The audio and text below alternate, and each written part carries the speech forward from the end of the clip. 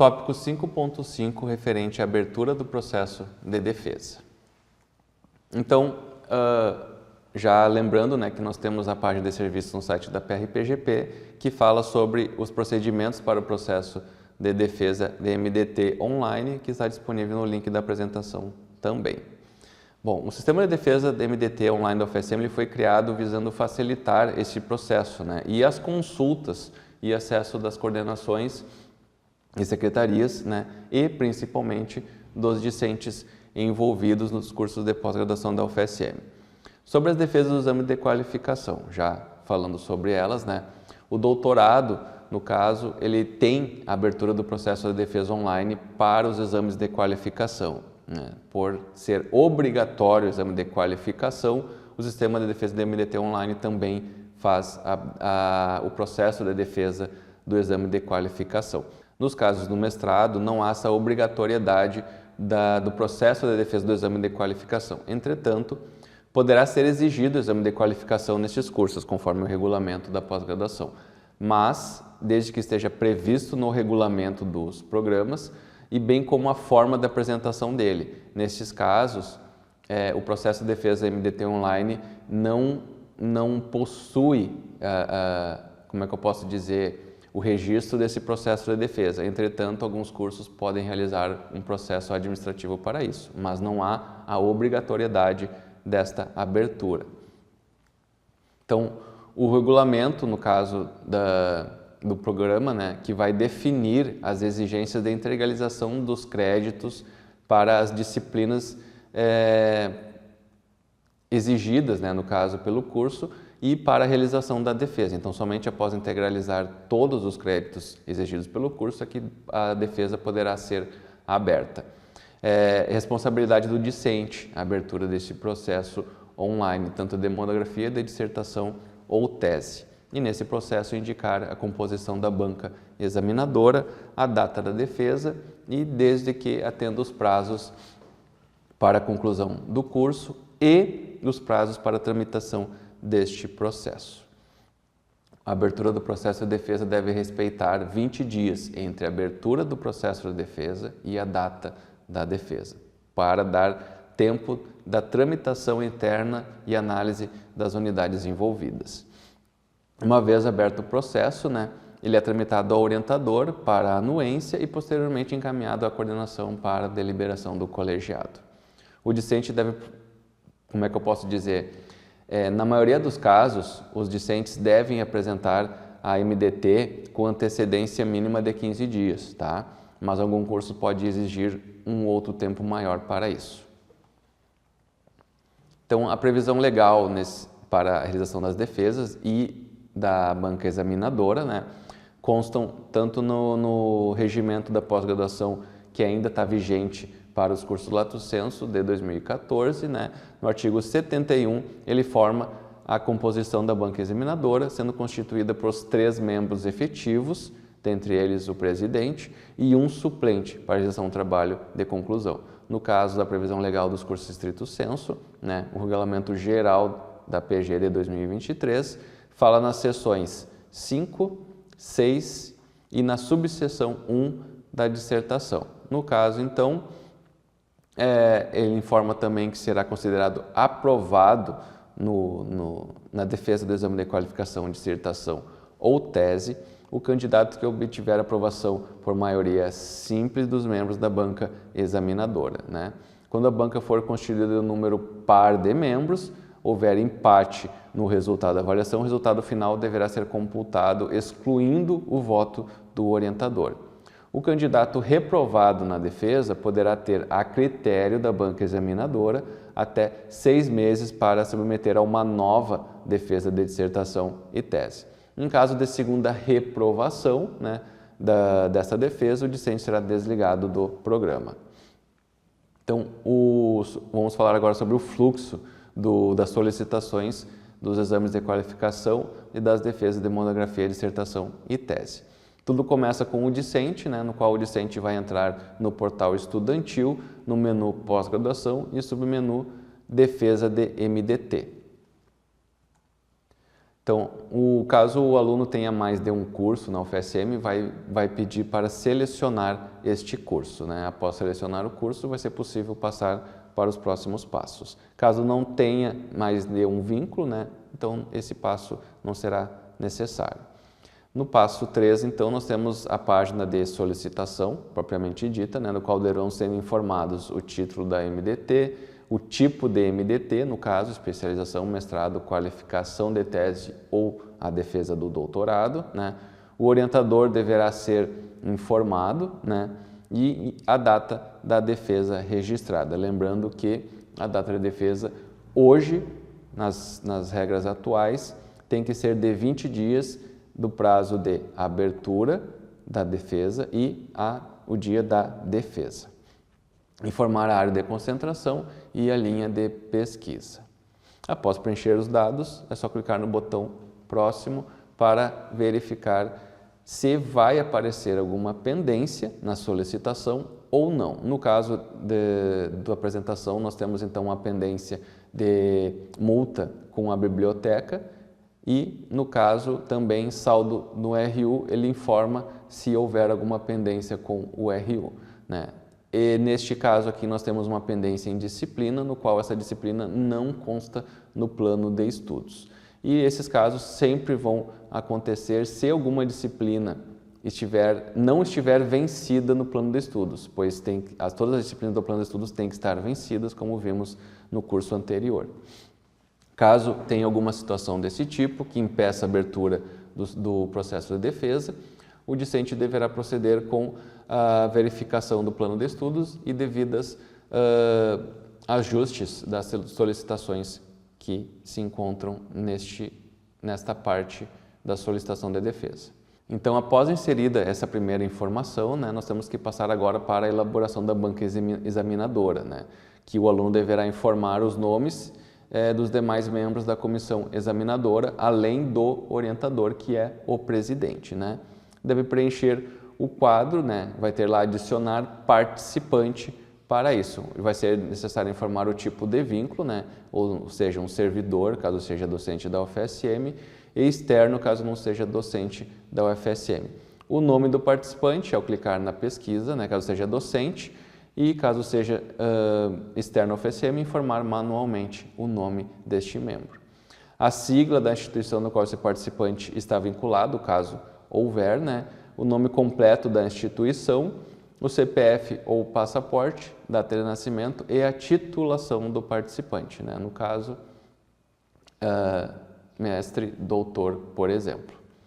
O tipo de participação, né, co-orientador ou examinador, e a forma de participação, efetivo ou suplente. Após preencher esses campos, né, dá para clicar em adicionar e cada vez que for necessário ir inserindo estas informações, né. Tem que se repetir ela até que sejam inseridos todos os membros da banca examinadora. Após, basta clicar em finalizar. Aqui nós temos então a tela, no caso, que vai aparecer para os discentes realizarem a inserção destes dados.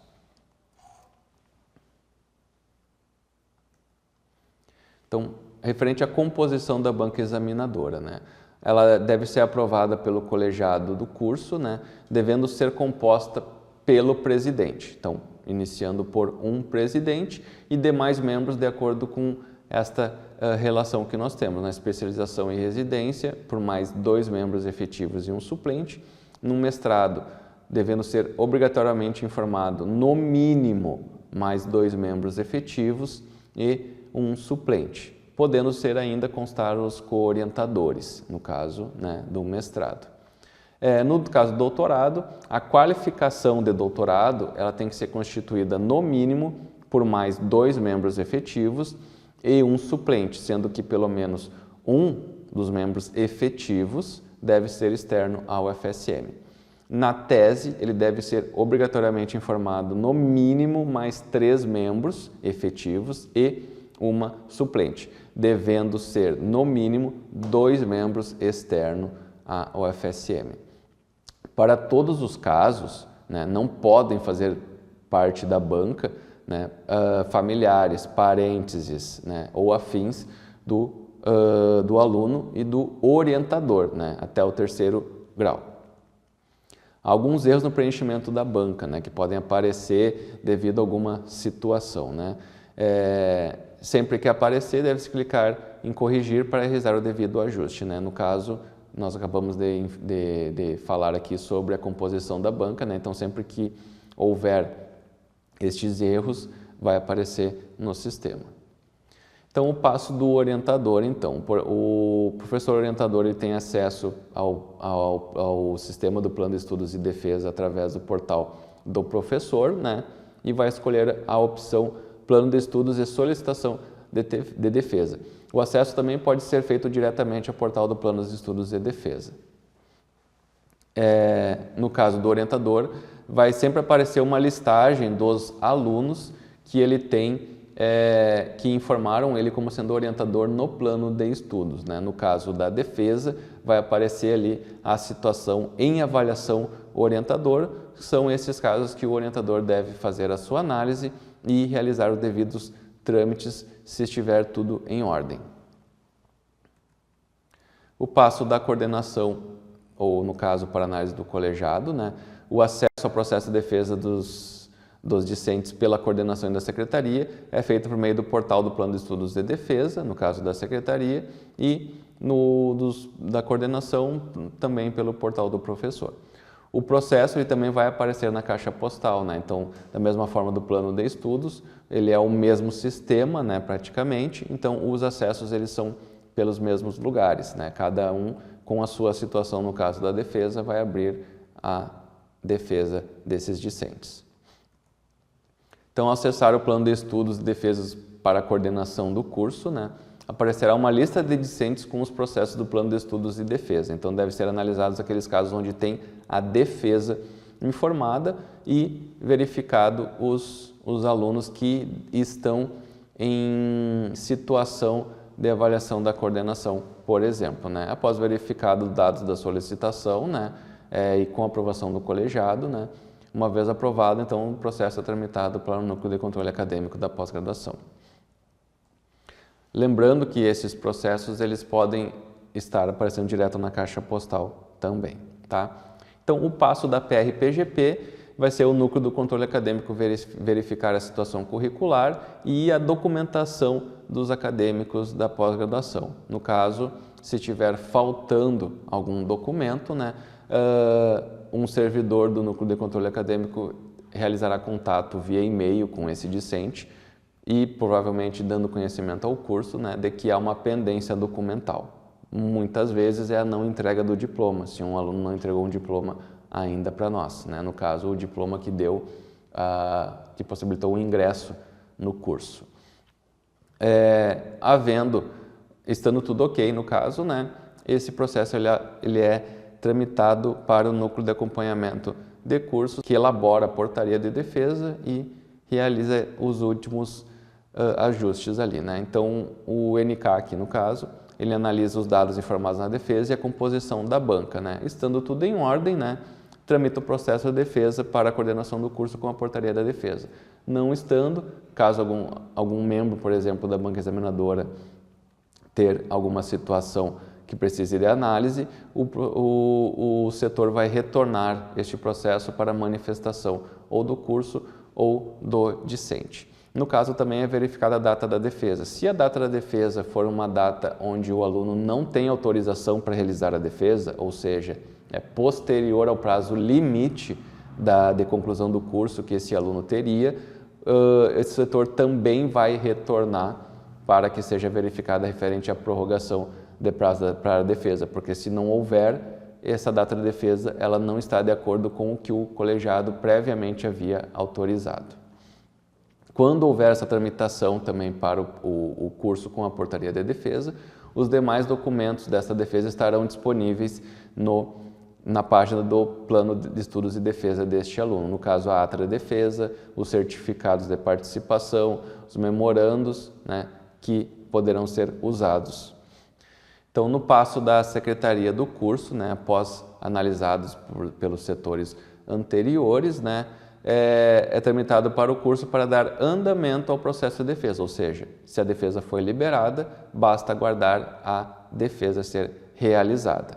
O acesso ao processo de defesa é feito pelo mesmo lugar do plano de estudos e defesas e constante também na nossa caixa postal.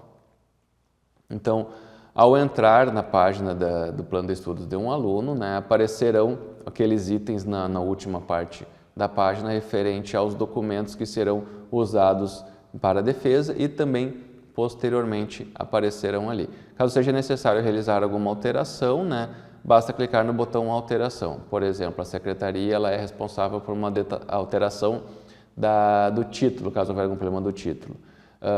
Alterar a data da defesa, alteração da banca.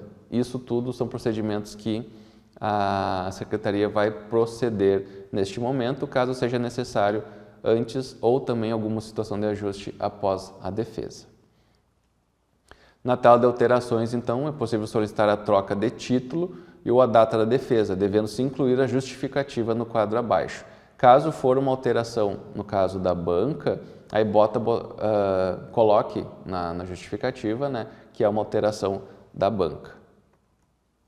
Após clicar em salvar, então, a tela que aparecerá é referente à composição da banca examinadora. Nesses casos aqui, deve-se clicar nos devidos ícones para realizar os ajustes, tanto de correção ou de exclusão. Caso houver uma adição do novo membro, né, no caso, deve ser feita através do ícone de incluir. Após finalizado estes ajustes, né, o processo ele é tramitado novamente para o núcleo de acompanhamento de cursos, né, para nova análise e emissão da apostila à portaria, quando for o caso.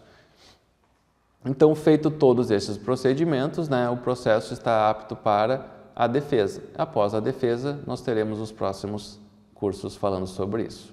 As dúvidas podem ser encaminhadas para o e-mail planoedefesa.prpgp@fsm.br. Muito obrigado.